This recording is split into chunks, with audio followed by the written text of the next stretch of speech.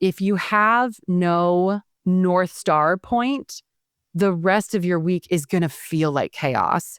And so the reason why this all feels like basic, boring advice is because Kim and I are like, yeah, if you sit there and you try to be like, oh, I have 100 things that came through. Which of these 100 should I do? The human brain can't really process all of that. We can process having 3 priorities and then looking at, as these things come in, are they aligned with our top 3 priorities? And so it's sort of like turning it on its head. It's not that you have to do every single thing that comes through and comes in. What you do need to know is what your top priorities are, and then communicate back to people that are asking you for your time, space, and energy that their work does or does not align with those priorities.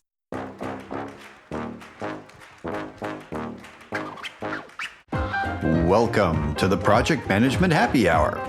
Our aim is to share frank and honest discussion about real-world issues in project management, but do it in a way that's not too dry, though it might get a bit salty sometimes. Drowning in tasks, how successful project managers organize the chaos.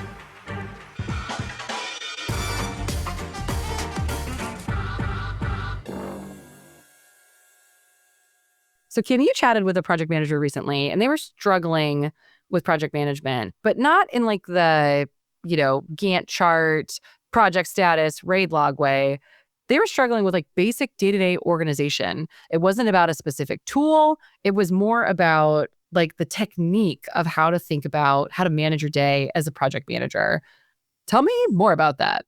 Yeah, exactly. It seemed like more of a situation of figuring out how to have your own personal organization system or method than it was specific to a project. And that got us talking about how that can be really challenging. I mean, you've got multiple projects, you've got multiple stakeholders, you've also got your operational tasks you have to do on a daily, weekly, monthly basis. And then you've got personal things. And it can be a lot to organize. And if you don't have ways to do that, it all can feel like everything's falling in on you. I mean, in our interrupt-driven workforce, between emails, notifications on screen, buzzes or notifications from your phone or your watch, and then also all of our chat tools that we're using now, the office environment looks different than when you and I started. So thinking about how you keep on top of all, and we're using more, digital tools that then send you more emails about the things that are happening in your day-to-day. So it can be overwhelming to try to get through a day as a project manager who's managing more than one project on a busy, talkative team. You've got notifications trying to notify you about notifications. Everything's fighting for your attention. And you're like, I just need to figure out what I got to get done right now. And it can be very overwhelming. So today we're going to talk about how do you stay organized in the chaos?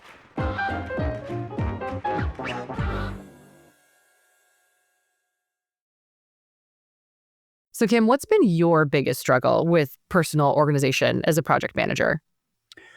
I would say 2 main fears or malfunctions I'm always been concerned about, and I've tried all different kinds of techniques and approaches to try to address them. But really, what my goal is to do 2 things. One is I don't want to let things fall through the cracks.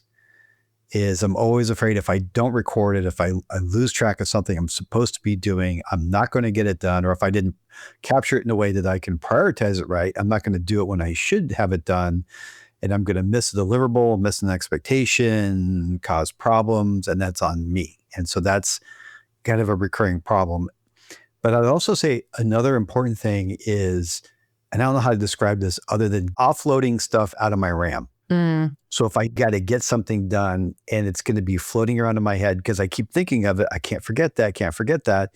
As long as it's floating around in my head and I don't have it recorded somewhere that I know I can rely on it, it is going to bug me and I'm going to worry about forgetting it. And then those things accumulate over time. And really, it starts to add a level of stress because now you're always worried about, you can't not think about it. You're trying to, even after work, you're trying to relax and do other things, but these things keep popping up in your head. Oh, I got to remember to do that. I got to remember to do that. So those are the 2 key drivers for me. The main problems are I can't miss anything. It's got to be prioritized as well. And then I got to clear the RAM so I can focus on what's in front of me. What about you? I think the first thing I would say is ditto. I think all those exact same thoughts. I think the only thing I would add is about the volume of the requests that are on my docket. And when I say request, I mean more like, how do I handle this much? And how do I determine what is important to respond to or to handle and what is not as important to respond to or handle? And then when you prioritize them, sometimes you find things that you like to do or want to do maybe someday. And so what I started to do, and I shared this with you before, You is I have? actually have a do not do list of things that I specifically write down so I can get it out of my RAM. And I can look at it and say, that would be really cool to do, but I don't have time to do that this month, this year, maybe not this decade. So I write it down and get it out of my head and put it aside physically. Yeah, I can't do that because if it's written down on any kind of list, I want to do it. I'm like, as soon as you put it on a list, it is important to do. I will say, though, that is funny. I do have a possum. I'm a possum fan. I Oh, do have a possum to-do list that's called the do not want to do list with an angry possum. And then there are little check marks on each line. There's a checkbox for either done or nope on each line. So this is very cute. This is from boygirlparty.com if they still exist. I swear to God, I've had this for like a decade because I didn't want to use them all because I loved it so much. So this is silly. I would say that's one of the first things I did to start organizing my thoughts was to get cute enough to-do lists that I wanted to look at them. I think that having things around you that bring you joy, my stupid little screaming possum, makes me less anxious about looking at my to-do list, even when it's long. That is one of my strategies, is having nice things or joy-bringing things, dopamine hits on the stuff that I write my to-do list down on. That's my first tip. Get dopamine from writing stuff down on your to-do list. it is. And so I treat myself, I have nice little, so I do notebooks as well. I do notebooks for all my stuff. And I spend a little extra on a little notebooks that I use, or I find or get nice ones.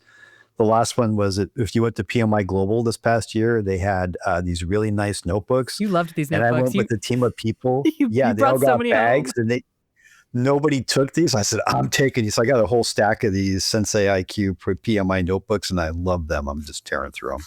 The pages, tactically, they feel nice. They look nice. And so, yeah, you got to add a little pleasure in the little things there. Agreed.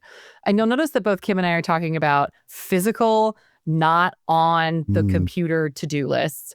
I know that I have ADHD. I don't know if Kim does, but personally, I cannot have my to-do list be in the machine that is trying to distract me from getting things done.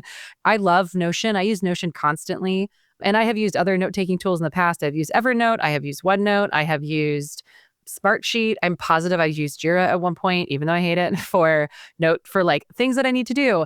But at some point, it just gets drowned in the noise of everything else that's going on in my day. So I cannot have a digital to-do list. It has to be a physical to-do list. It has to be for me. Have you found the same for you? I've done the same thing. I've tried this and that. I've always tried to have a consolidated master spreadsheet or tool, Monday, click up this tool, that tool, build my own. And it's the same thing. And for me, I think I just got to get out of the screen. There's too many distractions. And there's something real about being able to write it down and just get out of the screen. So where does your RAID log sit in all of this? Because you're our RAID log prophet. That's the word I'm going to use. You're our RAID log prophet. So where does the RAID log sit whenever you have that and you've got your own physical stuff? Because I don't have a personal RAID log. If I have tasks to do, they've got to be written down on my to-do list. So where does RAID log fit for you in all these tasks that you've got to do? So I would say I'm a RAID log evangelist. Evangelist. That's the word I was looking for. Thank you. There we go. Well, anymore, I'll be having my people do that, those that run projects. Whenever I am running a project or I'm responsible for a project, I've got my own RAID log. So RAID log is associated one RAID log to one project, one-to-one relationship RAID log to project. Yes, with the ability to roll them up because I'm a new executive in a company. Right now, I'm working to establish our annual or the rest of our year strategic goals and objectives. And as I get that sorted out, that is my project for my job. That's what I got to do, is to make sure that we hit those strategic goals and objectives at my level, my management team, all my individual contributors. And so I will absolutely have a RAID log that will do that for my one project. And then as I get engaged and start teaching my team how to do it, the team leaders will all be using RAID logs for their individual projects, and those will aggregate up. Okay. So are there things that don't go in the RAID log that are on your to-do list? I would say the RAID log has to be authoritative, and the RAID log has the big list and it's prioritized. And actually, this really is a nice segue into what I'll call rhythms for personal planning. Is it's not always constant state. You're just grinding, get up every day, open up your list and just go. I learned this from reading Conquer the Chaos by Clayton Mask and Greg McKeown's Essentialism, is the idea of setting up rhythms for you to be a little retrospective, step back, and thoughtful about your plan for the week. And so what I'll do is I will, Monday mornings, I get up in the morning, I've got my morning stuff I do. I get up and, stretch and do all this kind of stuff. But before, and I've got this blocked on my calendar, is I walk a couple blocks up the street to the coffee shop and I sit down at the bar. The guy at the bar doesn't even have to talk to me. He knows he gives me my coffee, and I'm there for about an hour and I plan my week. And so I've got my notebook out, I've got my laptop out, I'm flipping it open, I'm looking at what are on my systems, my RAID log here, what are the hot items in my CRM, what do I have due from a monthly or regular process, I've got my forecast due for my company, whatever. And then that's when I sit down and I write out, I have a fresh new 2 pages in my notebook, and I lay it all out and I start figuring out what am I going to focus on this week. And I'll be pulling from those things because those things are the authoritative source for all of these tasks. And I put them down on my paper, then I highlight them, I prioritize them appropriately, and then I'm good to go. So in answer to your question, things like a RAID log, they should have everything in them.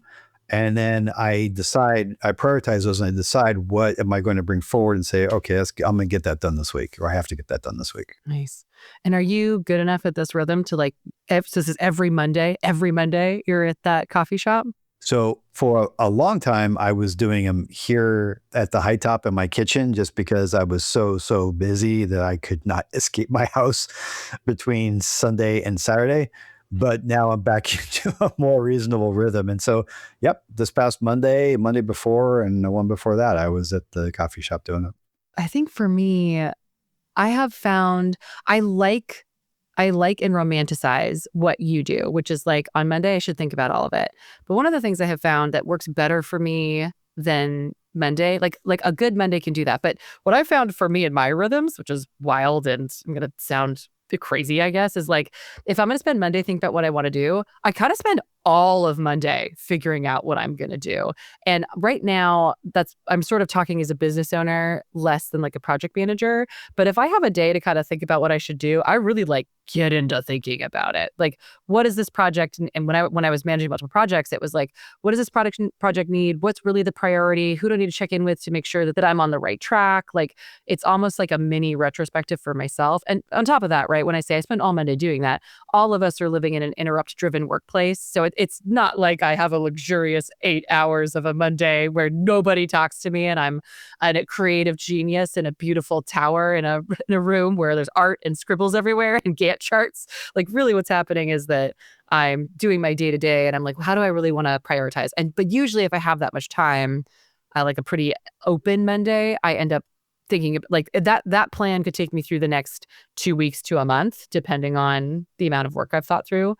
And so because of that pattern, what actually tends to work better for me is at the end of the week, I'm I didn't get these things done. And when I'm feeling, we're going to use the words guilt or shame about what I have not finished. And some shame is healthy or good, right? That the small amounts of it, the stuff that isn't crushing me or making me feel, oh, I'm not good. It's more oh God, you really should have done that thing. You didn't want to and you didn't do it, but we got to do it next week. That is better to help me create a better prioritized list for the upcoming week. So closing my week with thinking about what should your priorities be for the next week or for the next day. Sometimes that could be a daily cycle where it's oh man, I've got these 3 priorities for the day. And so I'm going to do them. But then there's also 8 things that you could do on your list. And maybe you get through 4, right? But then at the end of the day, you go, okay, what do I need to do tomorrow? And it's not often that, 5 through 8 are what come up for what you should do tomorrow. It's much more often that something new, important came up Yeah. today that you need to do tomorrow. And usually it's a new 4 things and it's not the 5 through 8. And so what I tend to end up doing is like I use that end of day time almost as a retrospective on if 5 through 8 are actually priorities and important, especially if they've been there all week and maybe they were due that week and nobody's asked me about them. Nobody wants them. Nobody's made any noise about it. I've asked and people have forgotten that that was a task that they thought I should do.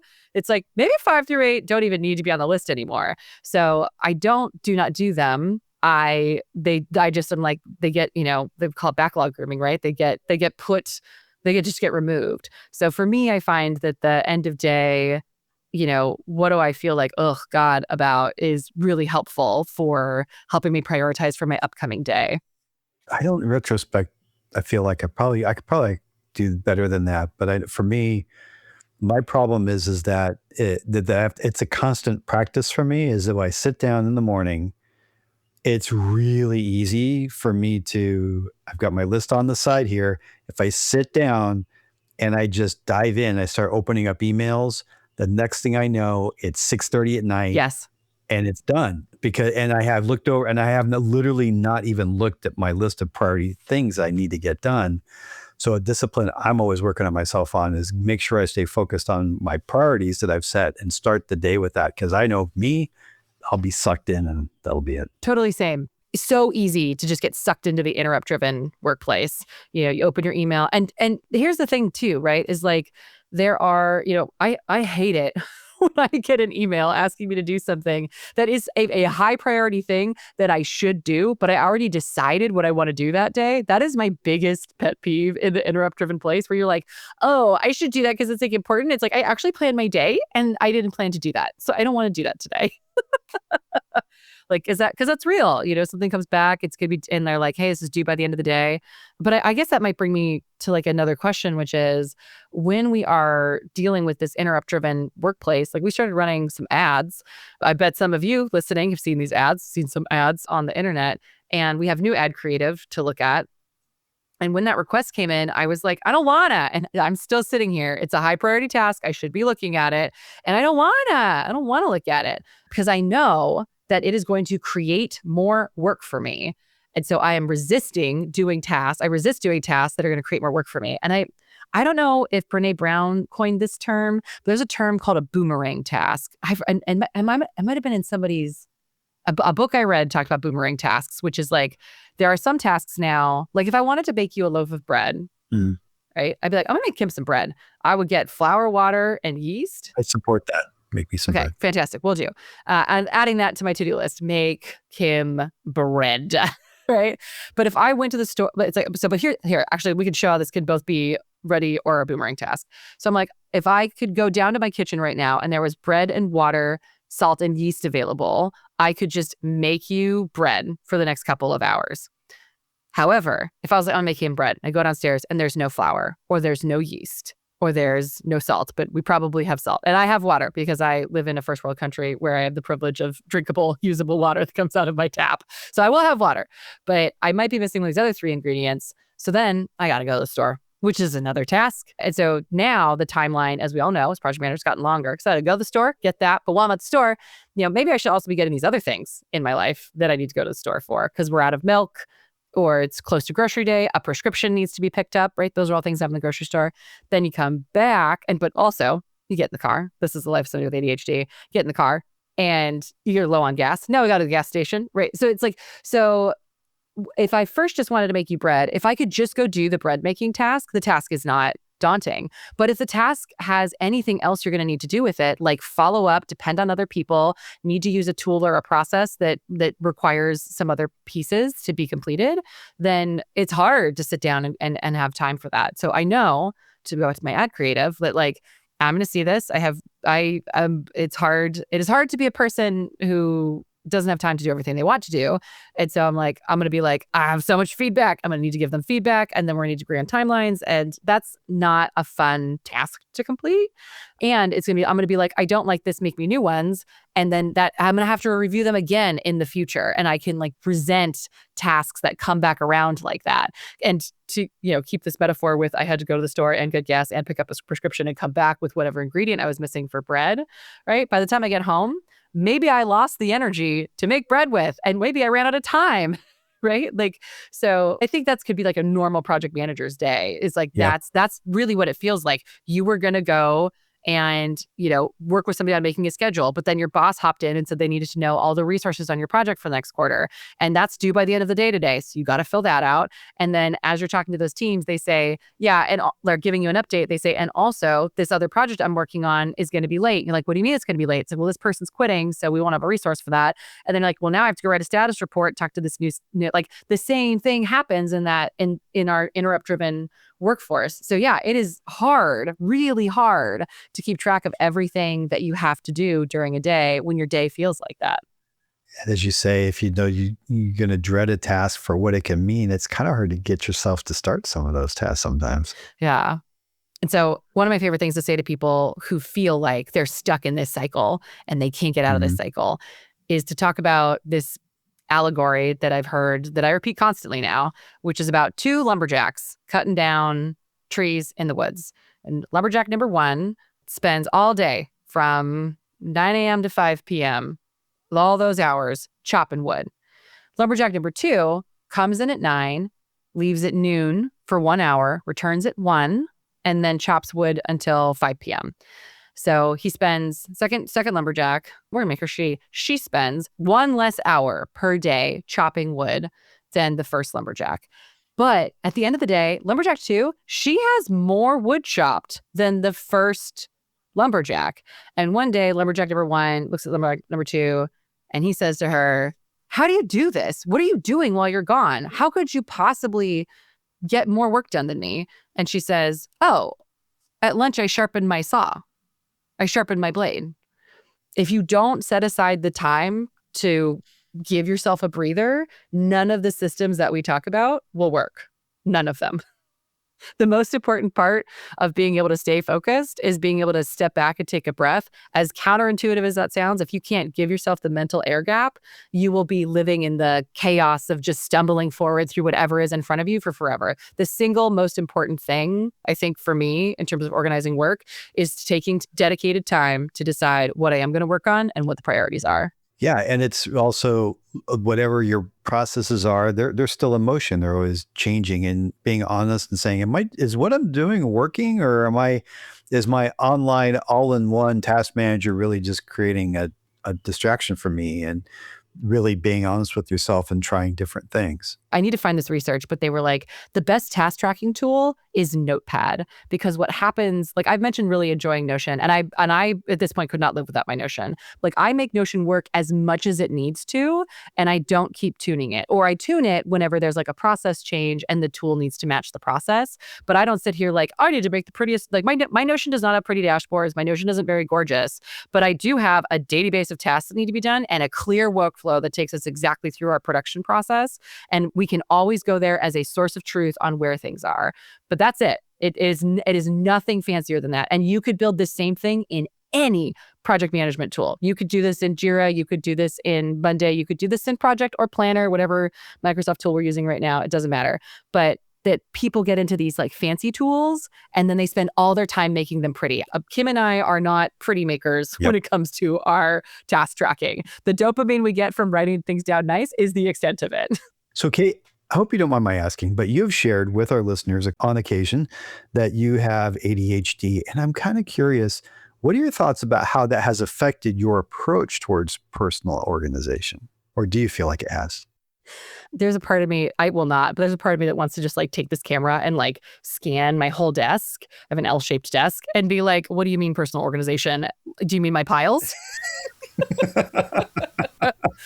Because that part definitely true. I'm like, don't touch my piles. I know where everything is in this pile. Don't move it. I recently paid to have my house cleaned, and the cleaners, who I'm so grateful for, but they move things around into new piles, and I'm like, where did my thing go? It's not in its old pile. But in terms of my day-to-day, dopamine in using the task tracking tool is important. And actually, I need to back up even before that. The most important thing is medication. Life is much better now that I'm medicated. I really can't advocate for medication highly enough. Anybody out there who has ADHD and has tried other medication might be like, oh, like it didn't work for me. To that, I want to say, I think I've tried 1, 2, 3, 4. On my 5th medication I've tried, which I think I can stay with for probably forever. But it can take time to figure out medication. I wouldn't call my, as a millennial, I would say my biggest learning with healthcare is that it is not the like problem solution. Like, you have problem A, you get solution A. It's actually more like, you have problem A, there's solutions A through Z. Where do you want to start? And sometimes that's how you have to approach medical support for problems. So I don't want to undersell that. But outside of that, keeping my list away from the interrupt-driven tool, very important. So having physical list, not having the computer be where the list is stored, very important. The other thing too, I would say, is my calendar. If it's not on my calendar, it's not real. So if you and I were to be like, oh, we should talk again, let's talk Tuesday at 2. And I went, okay. And it didn't go on my calendar. It's never going on my calendar. I won't show up at 2. So for probably 2 decades, I have been using a calendar. I will also say I'm one of those like Google Calendar people that has several different calendars for different parts of my life. So they all show up already color coded. I don't have to do the color coding, and it might even be the same amount of clicks, but there's something that I like about having, like, I could just show my date calendar, I could just show my work calendar, I could just show my personal calendar, but my calendar is huge. And one of the things I will do when I'm very busy, so we are project managers, we know how to plan. I will plan my tasks and then put the time on the calendar. So if I need to develop a status report, do a project plan, write up a document, whatever it is, I will put time on the calendar that time blocks the space to be able to do that.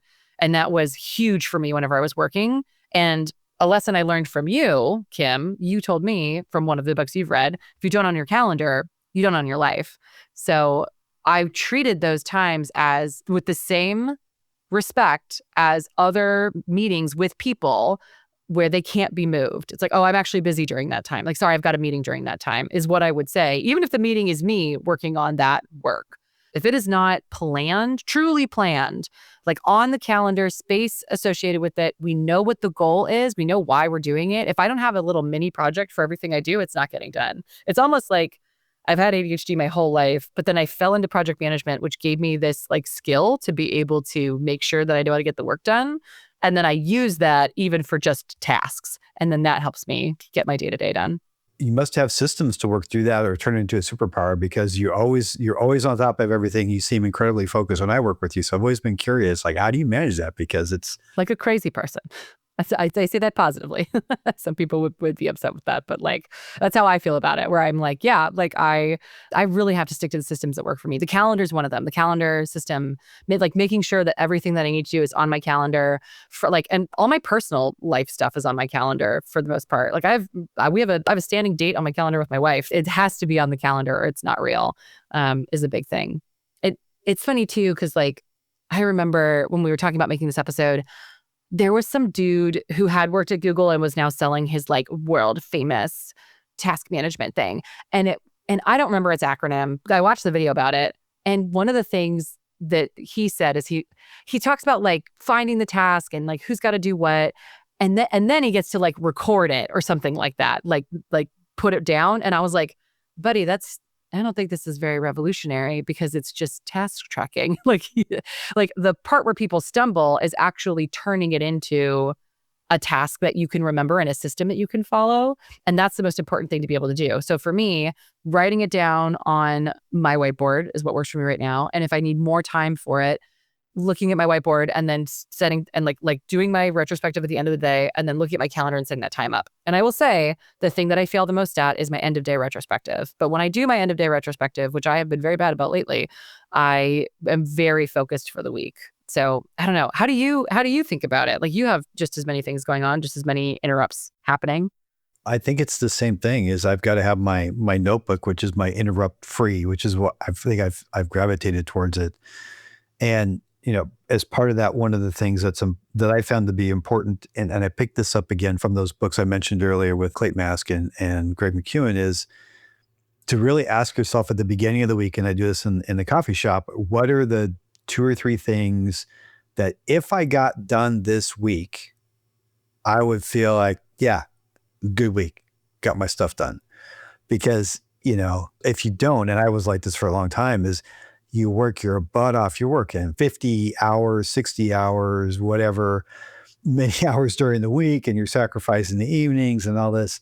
And then you get to the end of the week and you just think, what did I even do this week? Mm-hmm. I mean, I didn't move the needle at all, but I was working. I'm exhausted. I'm stressed out. But what did I actually get done that was important? And so that's where it was important for me and that's my blue highlighter color. And it's in the upper left quadrant of my notebook. That makes sense. Is I have my priorities, and I'll have no more than 3. I say, if I get these 3 things done, I can wrap up the week feeling pretty good about that. I got this. Certainly I will never have everything done because that's life, but at least I got the important things I need to get done this week. And so one of the questions that we have is, like, what's your method for reviewing all the input? We've got emails, we've got pings, DMs, chats, notes. If you're in the office, the boss popping by, or like, hey, are you free for a meeting? Like, let's get on a Teams call. Let's get on can you huddle for a minute? And so, what's your method for reviewing all the input? It's like, if you have no North Star point, the rest of your week is going to feel like chaos. And so the reason why this all feels like basic, boring advice is because Kim and I are like, yeah, if you sit there and you try to be like, oh, I have 100 things that came through, which of these 100 should I do? The human brain can't really process all of that. We can process having 3 priorities and then looking at, as these things come in, are they aligned with our top 3 priorities? And so it's sort of like turning it on its head. It's not that you have to do every single thing that comes through and comes in. What you do need to know is what your top priorities are, and then communicate back to people that are asking you for your time, space, and energy that their work does or does not align with those priorities. So when I first started project management, it was like, how small do you break a task down whenever you're building your project plan? It was like a really important question. Like, how small should it go?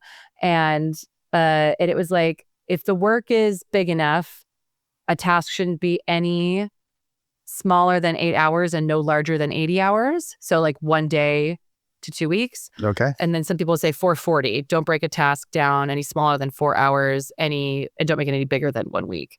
Which is funny because I think that, like, at least with the teams that I worked on last, like, really giving anybody less than a day to do something is kind of crazy. Like, I don't feel like the industry is at like 1 hour anymore because it's so interrupt driven. But I bring that up because if you can put everything into your top 3 and you're still overwhelmed, you actually need to break down your top 3 priorities much more. It can't be project 1, project 2, project 3. It might need to be project 1's deliverable sign off, project 2's kickoff meeting, and project 3's like client agreement to change request. Like, they might need to be that specific rather than just like, my top 3 priorities are my top 3 clients. Because then anything that they say can be a priority. And then you're going to be back in this chaos mode. Absolutely. I want to get your hot take on just some of the top personal organization things out there. Oh my gosh. Okay. I'm going to hit you with a couple of these. Ready? I'm ready. Pomodoro. Oh, I have used the Pomodoro technique and I like it for focus. I feel like that's good for productivity. What I do find is, like, you're supposed to it's 25 minutes on, 5 minutes off, but it is very hard to be 25 minutes on and then to only be 5 minutes off. So I have used it in the past. It has worked for me ever since Reels, TikTok, short form videos. Mm-hmm. It's very hard for me to do Pomodoro. I think that blew up Pomodoro for me. Doesn't mean it still can't work, but I haven't done it in a long time. I've tried it and I either find I struggle to get through 25 minutes to the break, or I'm just getting into the groove when the stupid break comes. Like, no, I'm not stopping. I'm in the middle of this. I'll flip this on its head. Do you know what I find is more effective for me than Pomodoro? What? I have 15 minutes. How much can I get done? Oh. Yeah. And, I have ADHD. That's a procrastination thing.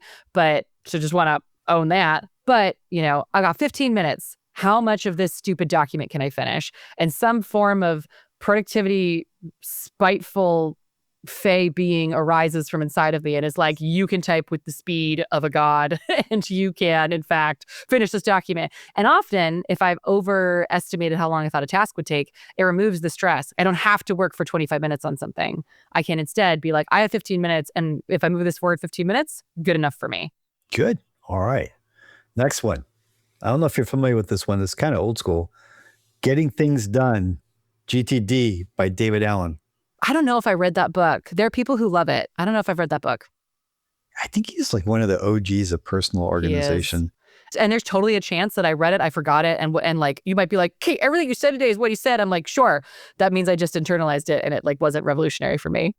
Well, I think he was so early on that a lot of things he did have been baked into a lot of methodologies that came after. And the idea is you take it from all the different places and you collect it in one central place. And you organize it and you say, well, what I do someday, maybe, what do I need to do now? And those kinds of things. What are the inbox? What's the outbox? But it's a quick read. The most important takeaway that I took away from him that I still use is that he says, if you've got a task that you need to get done, but you have a hard time getting it done or even getting started, it's probably because it's not a task.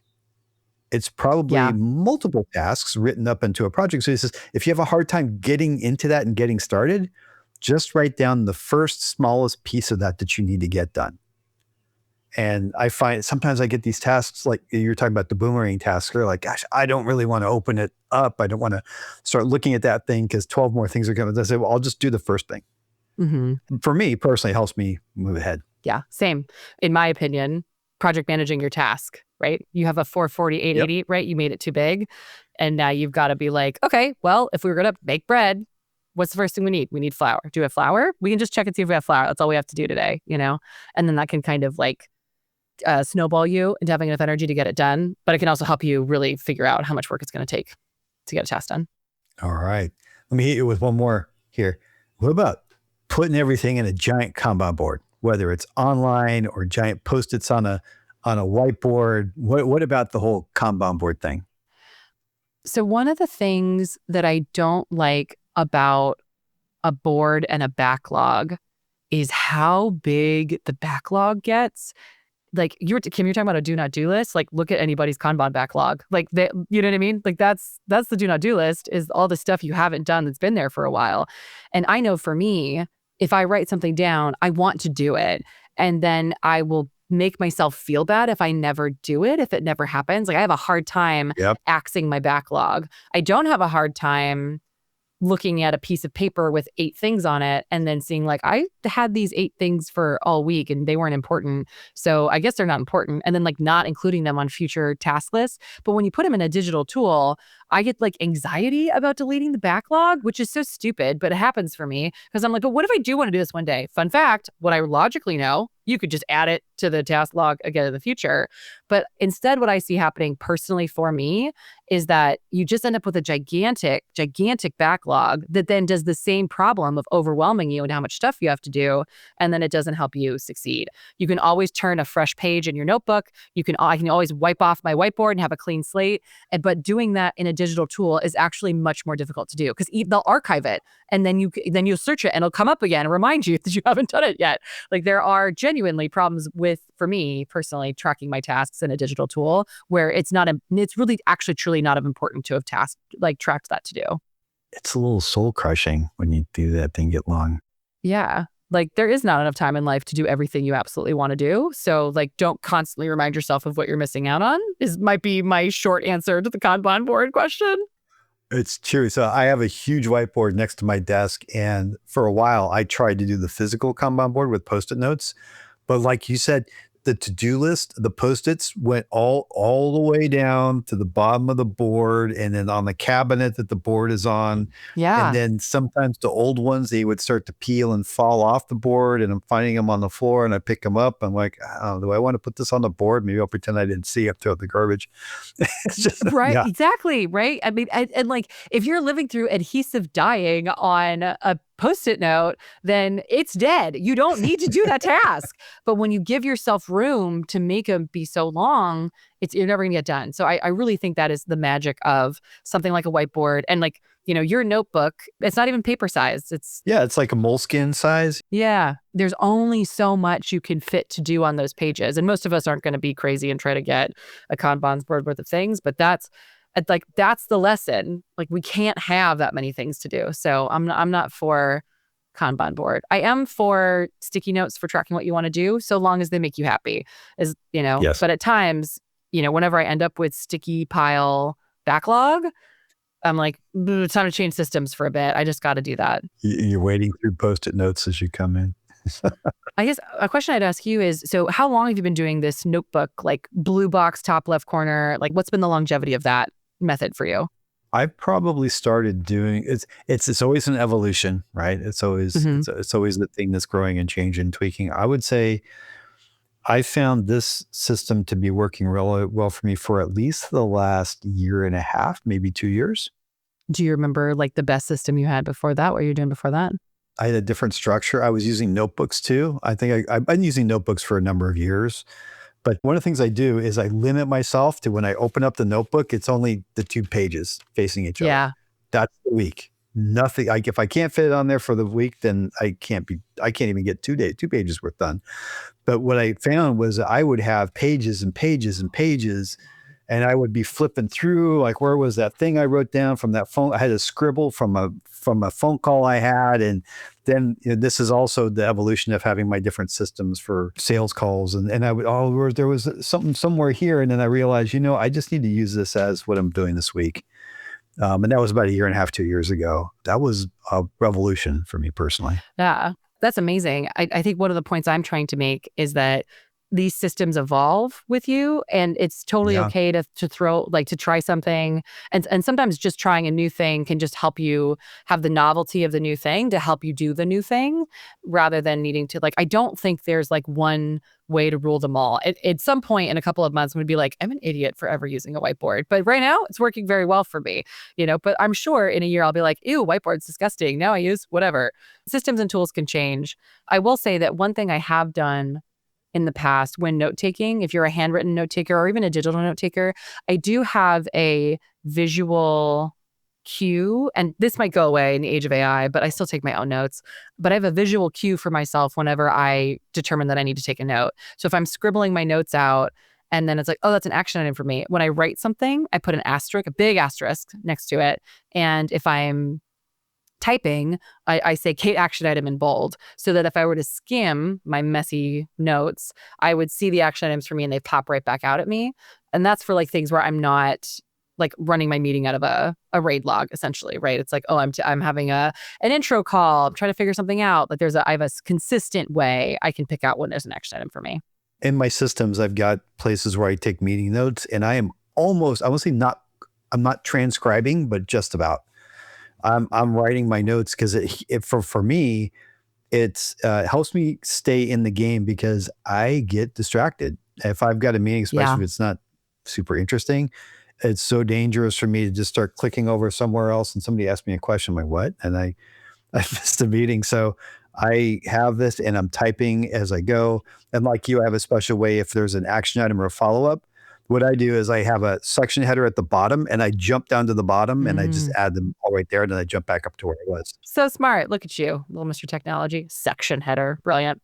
I think for me, what happens is my brain is like, we'll never come back. We're too far gone. Like we have to, if I go down here, I got to find where my spot was. Cause sometimes I do jump around in my note taking. Cause like, it's almost like because I do a very similar transcribing. When I coach people, I'm like, I just want you to know, you have 100% of my attention, but I retain what you're saying best if I take furious notes about it while we're going. And I don't like how AI takes notes because it's not taking notes in the way that helps me remember. It's embellishing. It's not using the exact words that you used. So how can I remember what we talked about if whenever it takes a basic sentence and turns it into like corporate jargon garbage? So I need my notes because I need the transcript is better for me than notes from AI at this point in my life.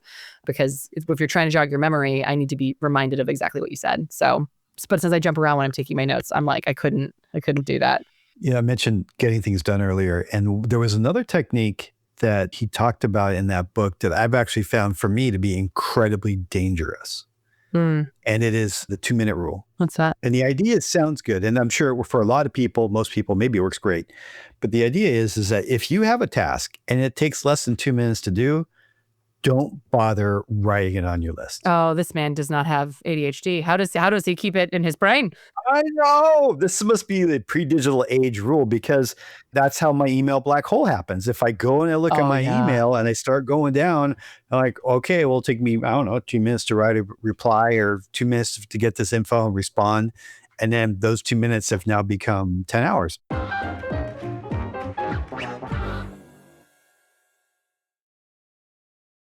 Can I ask you, how do you handle email? I'm paying somebody to help me with my email because I can't. Email is an overwhelming black pit for me. And for anybody who's like I could never do inbox zero. I'm not saying inbox zero is a bad thing, but I'm miserable. I can't do it. I have thousands of unread emails in my personal inbox, and in my business inboxes, I have an assistant that helps me decide what I need to respond to. It's like I can't mark things unread with the Gmail important inbox or marking things important. Like I'm miserable at it. So do you, Kim, have the solve for email? Because I don't know how to do email. I am jealous of your ability to delegate to somebody. I've tried that. I just can't bring myself to do it. I don't know why or what it is. Maybe someday I'll get there. I'm so much more productive.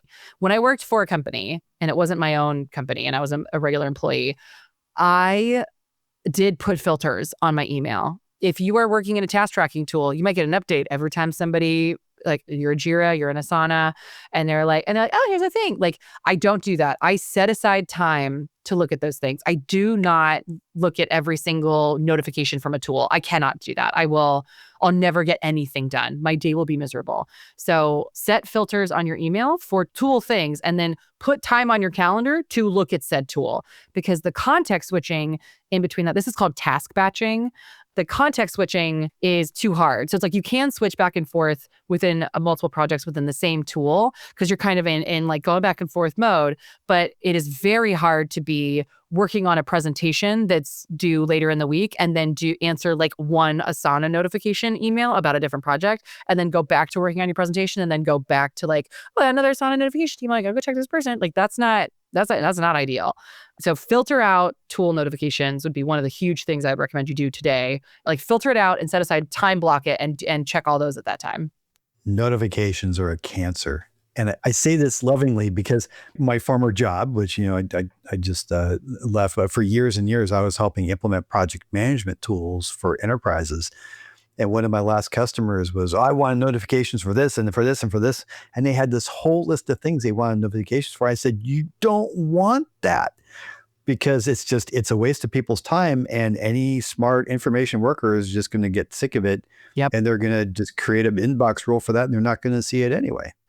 Anything that you don't need to read in your email, I would filter. So like I had Jira filtered. I had the company announcements filtered. That's not what they want you to do, but I did. I filtered the company announcements. I filtered Jira. I filtered for as many things as I could so that the only things I was getting emails about was stuff that I actually had to action on. Like even meeting accepts were things that I didn't like to get in my straight up inbox. At my job where I was an employee, it was much easier to do that. And also filtering it out if I'm not in the to line is not spicy. Another thing you could do. Not everybody here would do that. But eventually I got to be important enough where I wasn't, if I'm not on the to line, I don't need to read this email. It's like, oh, did you see this email? It's like, no, I didn't. Especially post-COVID, I really felt like during COVID, email overwhelm really hit me hard. And now I can handle anything that's in Slack or whatever the chat tool is, but I can't handle email anymore. It's like, I don't know what happened during COVID. It felt like everybody could email constantly. A gigantic thing I would say is, so my first thing would be filter email. My second thing would be put yourself on do not disturb. Or if you can't do that for your company culture and you have to have a little green dot on your little Slack or chat avatar system, turn off the notification sound and don't let them pop up on your screen. Like we are all addicted to the dopamine cycle of checking notifications. Again, time block whenever you get back to those people. Or you're going to distract yourself by looking down and saying, oh, I've got 2 notifications on my tool. And then you'll go look at them. Like so few things that most of us do are life or death. Like they're really just not. So we don't need to be, oh my God, somebody messaged me. Unless you live in that culture, which is super toxic. But if you do, I understand. Get out of that culture, find somebody else, but limit as many of the digital distraction tools as possible. That was a huge thing for bringing my sanity back as a PM. Yeah, what I'll do even is if I've got to have quiet work or I just want some quiet to focus on some things, I'll quit my chat tools, I'll quit Teams, and what I'll do is I'll look at when is my next meeting and I'll set a timer, a countdown timer on my watch, and I'll say, oh, I got an hour and 45 minutes. And I'll set that and I'll quit Outlook here. And so I don't get, or step away from my desk and go do other, do things so that way I don't have to worry about, am I going to miss this next meeting? And I'm not distracted by all the pop-ups. But in answer to your question, figuring out email is always a constant battle for me because I haven't figured out how to have an assistant do it. But my current coping mechanism is I won't dive into it first thing. Yeah. And then what I'll do is I will go through and rather than action things, I'll go through and I'll start at the top on my inbox in the morning and I'll go through and I'll flag the items that have an action and anything else I'll either immediate reply to or archive so that all I've got left from that morning, which is a lot because I'm a West Coast or there's East Coast people. I've got team members in Germany. Yeah. So a lot of email that goes before I get in. So I'll do that and I'll flag those. And then this is the 2-minute rule that is toxic because I won't dive into those. I will decide what I got to do and I'll put it in my notebook and I'll prioritize it accordingly. Otherwise, I'll go off the rails. Oh, brilliant. So good. I know that starting with interrupt-driven tasks at the beginning of your day is like cognitively not very good for you. Awful. Like in general, like not just for Kim or Kate, just like most people don't function well if they're just doing like TaskRabbit type stuff at the beginning of the day. But treating it like this is a batch that I have to sort through, not like I'm going to respond to 15 emails, is a really different way of handling that. I think this comes down to decision fatigue is a huge thing. Mm-hmm. One of the reasons why Kim and I on the podcast are so pushing for like, give your executive decisions to make, like they have decision fatigue, but the easier a decision is to make, right? We recommend option 2, right? The quicker a decision can be made and you can move on. But if you are deciding things constantly, like if you're deciding, do I need to read the company email about, I don't know, don't forget this meeting that's already on your calendar to attend. I don't need that. It's on my calendar. I don't need a regular reminder. I don't want to hear about what's happening at the office. I work from home. Like, just filter, like the less stuff you have to decide about, the more cognitive capacity you're going to have to do your day-to-day. So pre-decide through things like filters and batching your time and batching your tasks and avoid having them like run your day-to-day. Good advice. So I guess for you, Kim, what is the one small doable step you would tell a drowning project manager to take? Where would you tell this project manager to start? I think there's 2 things. One is have a way you can capture stuff, whether it's your RAID log or Notepad or something. Have a place where you can dump those things and get them out of your head, put them somewhere where you can step back and take a look at them. That would be the first thing. And the second thing is manage your tasks. Don't let your tasks manage you. So whether you do it at the end of the day or end of the week like Kate does, or if you like to do it at the beginning of the week like I do, look at your tasks and proactively decide what you need to focus on. And I would really give this advice if you've ever felt like, wow, I just worked a 9-hour day and I don't know what I did. I didn't do anything. That means you're probably not prioritizing. You're not being proactive. You're being reactive.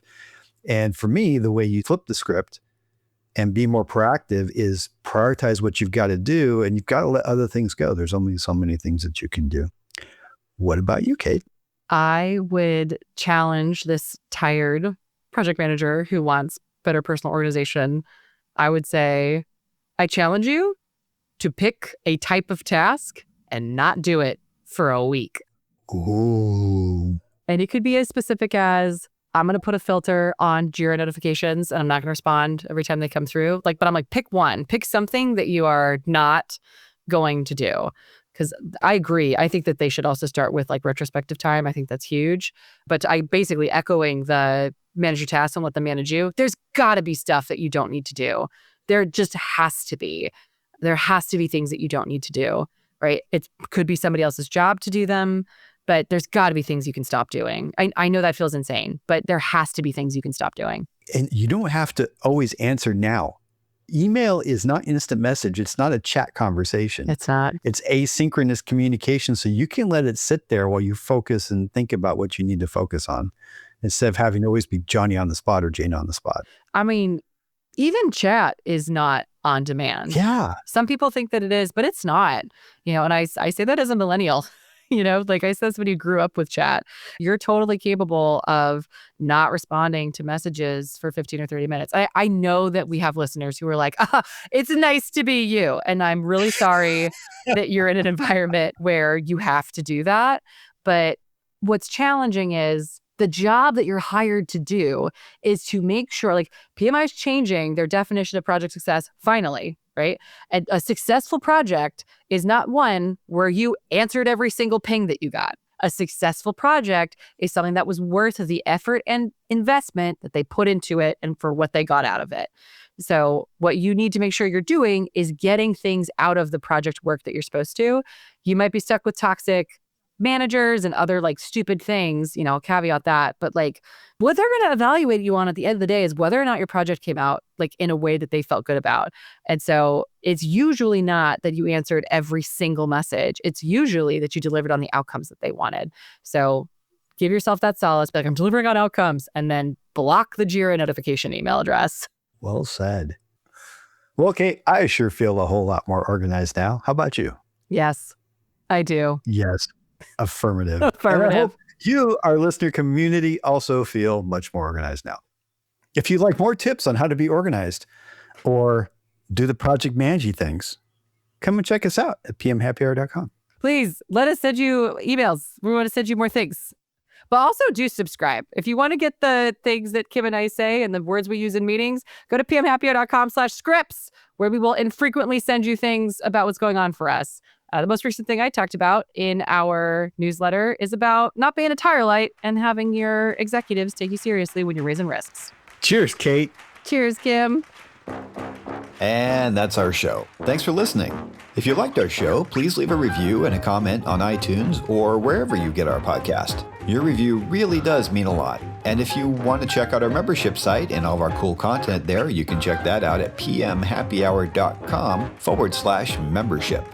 If you want to talk to us directly about project management, PM consulting, training, or whatever, our contact info is on our website under About Your Hosts, or you can just hit us up on our Facebook site at PM Happy Hour. You'll find we're really pretty easy to get a hold of there. And that's it for today. Good luck with your projects, and we hope to catch you again at the next PM Happy Hour. Cheers.